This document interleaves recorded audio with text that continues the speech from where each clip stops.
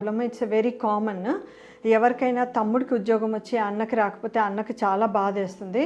అయితే కొంచెం ఇక్కడ సిబ్లింగ్ రైవల్రీ లాగా కూడా వచ్చేసింది.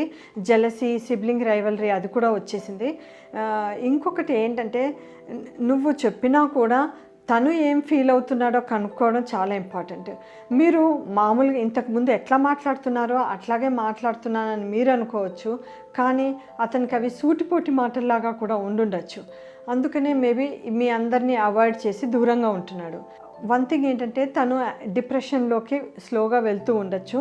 ఇట్లాగే వదిలేస్తే ఆల్కహాల్ ప్రాబ్లమ్స్ వస్తాయి, at the same time depression problems కూడా వస్తాయి. తర్వాత ఉద్యోగానికి కూడా చాలా ప్రాబ్లం అవుతుంది. అతను జాబ్ చేస్తాడని కానీ ఇవన్నీ ఉండవు. అయితే తను చదివిన చదువుకి తన ఎతికే జాబ్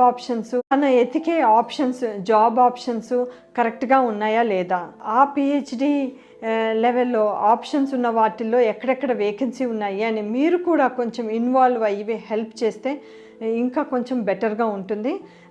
తర్వాత తప్పకుండా ఉద్యోగం వస్తుందని పాజిటివ్ ఎంకరేజ్మెంట్ ఇస్తూ నీకు ఎట్లాగైనా వస్తుంది అని పాజిటివ్ ఎంకరేజ్మెంట్ ఇస్తూ ముందుకు తీసుకెళ్ళడం కూడా ఒక బెటర్ ఆప్షన్.